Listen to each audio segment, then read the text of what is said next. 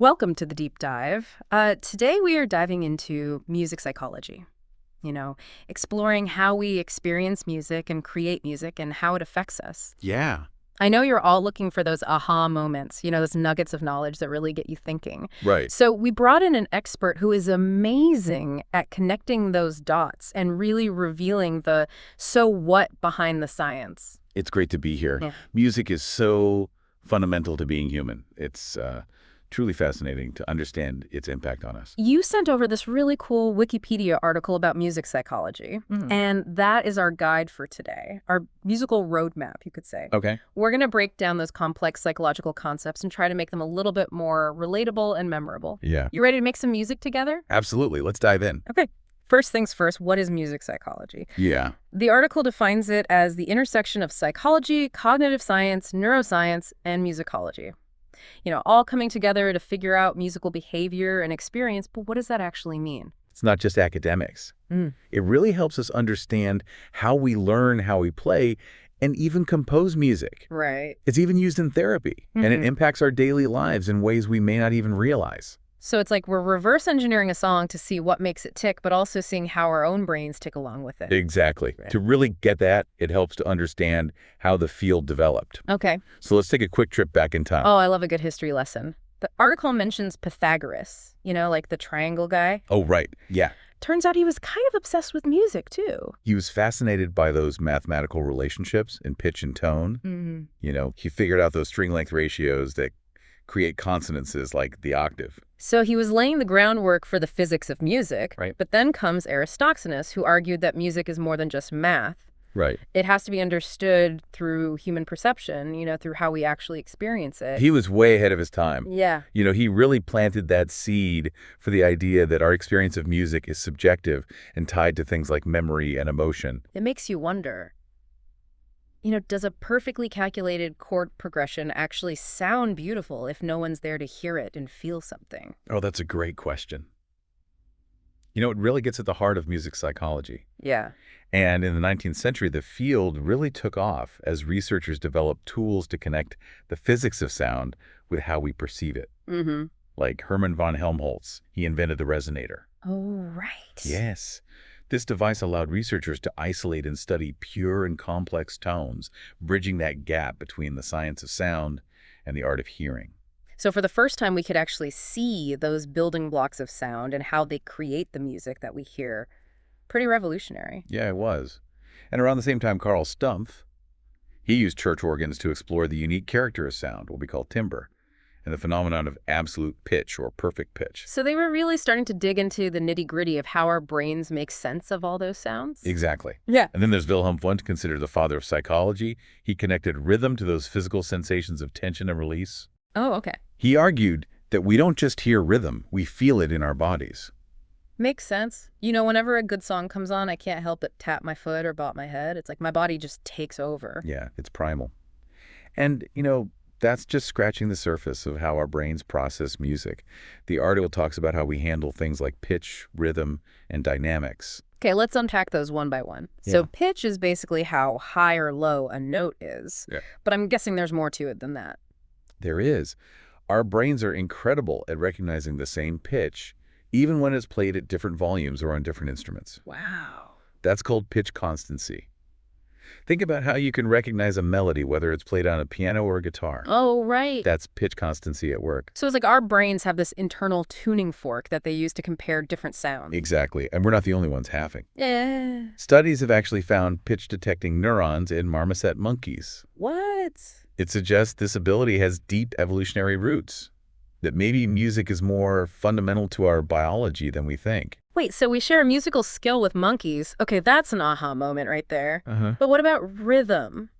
What's happening in our brains when we can't help but move to a beat? Well, remember how Wundt connected rhythm to those physical sensations? Mm-hmm. Our brains process rhythm not just in the auditory regions, but also in the motor regions. Hmm. We're not just hearing the beat. We're feeling it in our bodies, almost predicting the next beat before it even arrives. So that's why it's so hard to sit still when you hear a catchy beat. Our brains and bodies are wired to move. Okay, last one. Dynamics. That's all about loudness and softness, right? Right. But I'm guessing there's more to it than just volume control. You got it. The article talks about how loud volumes can actually damage our hearing, which is something we should all be mindful of. Noted, I'll turn it down a notch, but what about the positive side? Can listening to music at a moderate volume be good for us? Absolutely. Yeah. Studies have shown that listening at a reasonable volume can reduce anxiety, improve mood, even boost memory and alertness. It's a great example of how music directly affects our well-being. So we've seen how our brains decode those basic elements of music, like pitch rhythm dynamics. Right. But there's this other fascinating ability that some people have. Okay. Absolute pitch. They can identify any note without any reference point. It sounds like a musical superpower, like having X-ray hearing or something. Do they just wake up one day and they can do that, or can you train yourself to have absolute pitch? It's real, but incredibly rare. Only about 1 in 10,000 people have it. Wow. Scientists are still debating if it's nature, nurture, or both. Yeah. There's evidence for a genetic predisposition Mm-hmm. and a critical period in early childhood where it's easier to learn. So if you happen to have a tiny Mozart running around, maybe early music lessons might be a good idea. But what about the rest of us? Does musical training still change our brains even if we don't become prodigies? Definitely. Studies show that musicians' brains actually have anatomical differences compared to non-musicians. Their neural pathways are more efficient, especially for motor tasks. It's like their brains are optimized for music. Whoa, so playing an instrument can actually rewire your brain. That's incredible. Are there any other benefits to musical training? There's research suggesting that early musical training can actually help with reading. Really? It strengthens an area of the brain that processes visual information, like musical notation, Okay. which seems to help with recognizing letters and could even prevent reading difficulties. So music lessons could be a secret weapon for boosting literacy skills. That's fascinating. It is, and it goes back to how music learning connects what we hear, see, and do. Your musicians get so good at this integration, they can instantly tell if a sound doesn't match up with the physical action of playing their instrument.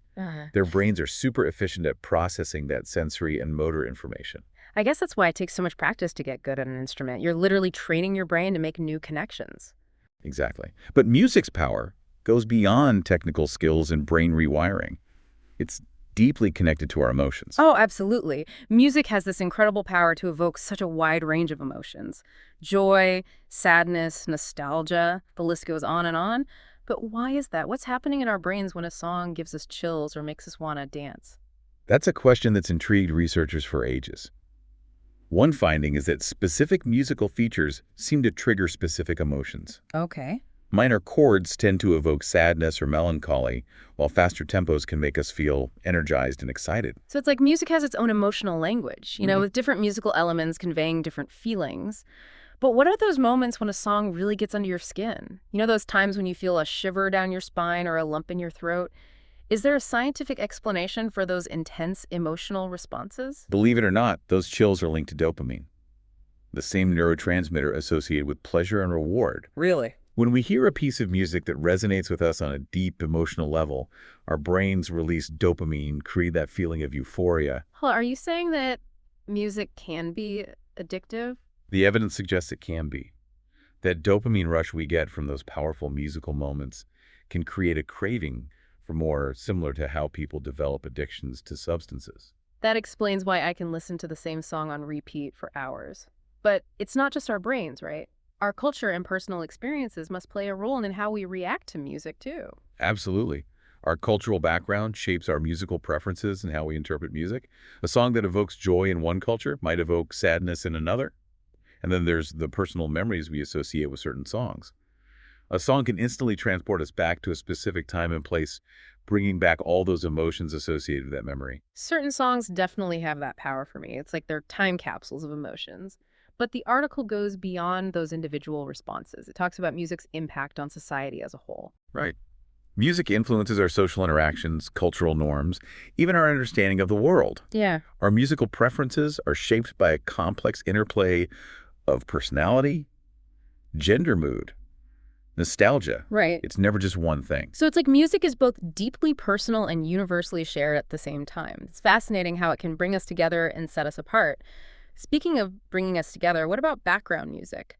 Does listening to music while working or studying help us focus, or does it just distract us? I need some science-backed study playlist advice. It's tricky. Research suggests background music can both help and hinder performance depending on the type of music at the setting and individual preferences. Okay. Sometimes lyrics can be distracting, especially for tasks that require focus. Right. And loud music can obviously disrupt concentration. So maybe blasting heavy metal while writing an essay isn't the best idea? Probably not. It's really about finding what works for you in your task. Maybe some instrumental music or nature sounds would be a better choice for that focused work. And then there's how music is used in marketing. Those catchy jingles and soundtracks we hear in ads, there's a whole lot of psychology behind that. I've always wondered about that. It seems like there's more to it than just picking a popular song. There is. Marketers use music strategically to influence consumer behavior. Yeah.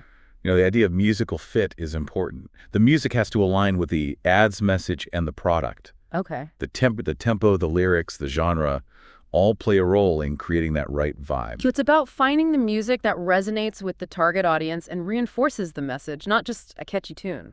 Clever. Right. And that brings us to music and productivity. Does listening to music actually help us get more done? It seems like there's a constant debate about whether music helps or hinders productivity. What does the research say? Studies show that it can help, especially if it's music you enjoy. Listening to your favorite music can boost your mood and your motivation, leading to more productivity. So crank up those guilty pleasures. But wait, didn't we just talk about how lyrics and loud music can be distracting? Exactly, it's a balance. While music can boost productivity, be mindful of the type of music and how it affects your focus. If you're getting caught up in the lyrics or tapping your foot instead of working, maybe switch to something instrumental or ambient. It's like music can be both a productivity booster and a procrastination enabler. It all depends on how we use it.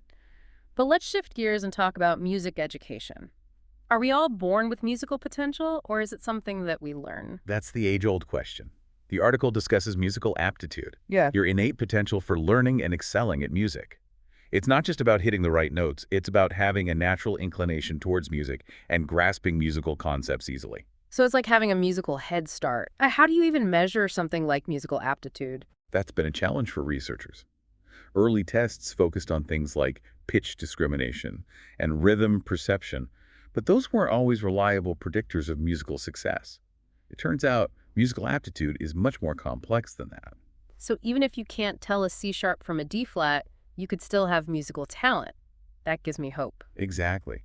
It's more about the potential to learn and grow musically, not just innate skills. The nature versus nurture debate continues as scientists try to understand how genetics, environment, and learning all shape our musical abilities. It's like the music version of Our Leaders Born or Made. Speaking of making music, let's talk about music performance. From a psychological perspective, what makes a truly great musical performance? It's a combination of cognitive skill and artistic expression. A skilled musician integrates sight reading, memory improvisation, and physical coordination while conveying those emotional nuances of the music. It's an incredibly demanding feat, both mentally and physically. It's like they're juggling multiple mental tasks while also expressing themselves through music. No wonder those concert pianists look so exhausted after a performance. It's a mental and physical marathon. And remember we talked about flow state, that feeling of being completely in the zone? Yeah. Musicians often experience this during a performance where everything just clicks and they feel a sense of effortless mastery. It's like they become one with the music, transcending those physical limitations. And you can really feel that energy as an audience member. It's captivating. It is. Those moments of flow are incredibly rewarding for both the performer and the audience. But unfortunately, not all performances go so smoothly. Many musicians struggle with performance anxiety or stage fright. Ugh, stage fright is the worst. I've definitely experienced those shaky knees and racing heart before performing. It's like your body suddenly forgets how to function properly. It's a natural response to a perceived threat, but it can be debilitating. Yeah. The fear of judgment, the pressure to perform perfectly, the awareness of the audience all contribute to those feelings of anxiety and panic. It's like a spotlight of scrutiny amplifying every tiny mistake. So how do musicians overcome stage fright and deliver a great performance? Any tips from the experts? There are a few strategies. Some find relief through relaxation techniques like deep breathing or progressive muscle relaxation. Others use cognitive strategies like reframing negative thoughts or visualizing a successful performance. So it's about training your mind to stay calm and focused amidst the chaos. Exactly. And sometimes simply gaining more performance experience can help reduce that anxiety. The more you perform, the less intimidating it becomes. Like anything else, practice makes perfect. But what about those extreme cases where stage fright prevents someone from performing at all? In those situations, professional help is crucial. A therapist specializing in performance anxiety can work with the musician to develop coping strategies and address any underlying psychological issues. So there's hope for even the most stage-frightened musicians. It's reassuring to know that there are ways to manage those anxieties and still share their musical gifts with the world. But now let's explore another area where music intersects with our lives: music therapy. Ah, yes, music as medicine. We touched on some of the health benefits earlier, but let's dive deeper into its therapeutic applications. I'm all ears. Tell me how music can heal both body and mind. Music therapy uses music to address a wide range of needs: physical, emotional, cognitive, and social condition. It's based on the idea that music can impact our brain waves, our heart rate, our blood pressure, even our immune system. So it's like a musical tune-up for our entire system. What kinds of conditions can music therapy help with? The applications are incredibly diverse. Music therapy has shown promise in treating everything from anxiety and depression to autism and dementia. Really? Music can help with conditions as serious as dementia. It can. Studies have shown that music can stimulate memories and emotions in people with dementia, even those who've lost the ability to communicate verbally.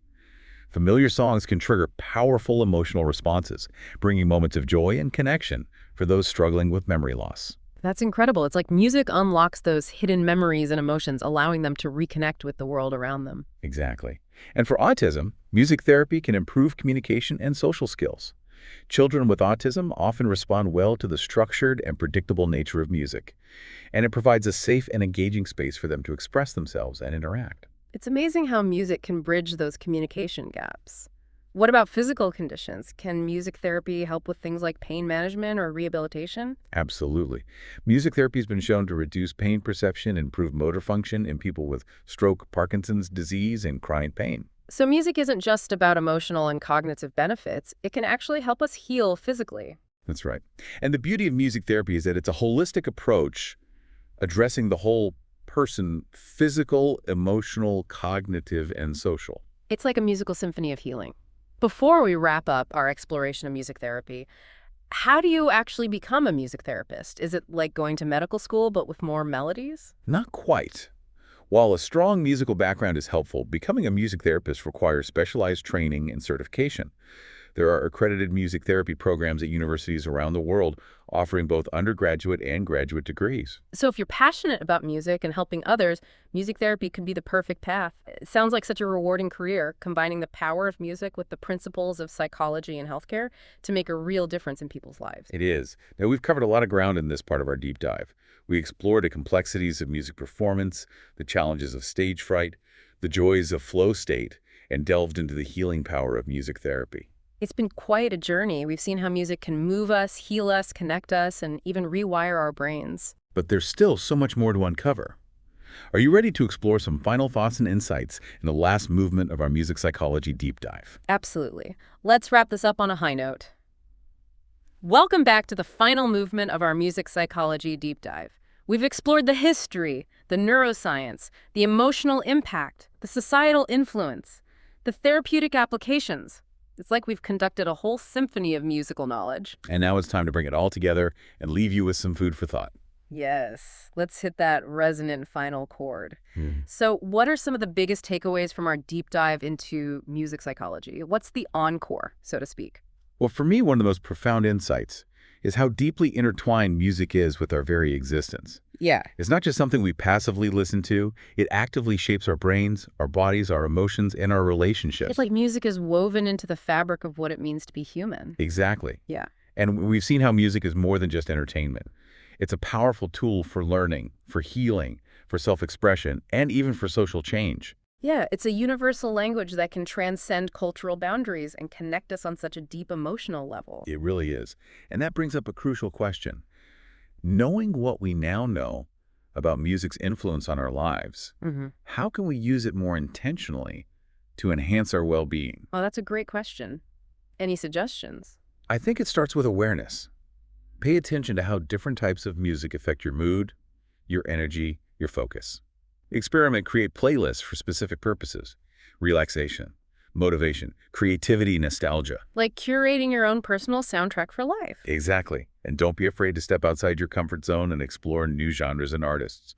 You never know what hidden gems might resonate with you. Expand those musical horizons. Love it.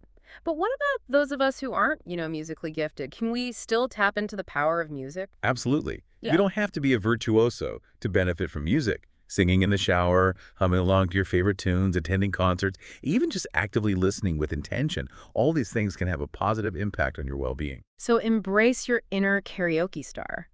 What other advice would you give to our listeners who want to integrate music more fully into their lives? Remember, music is a journey, not a destination.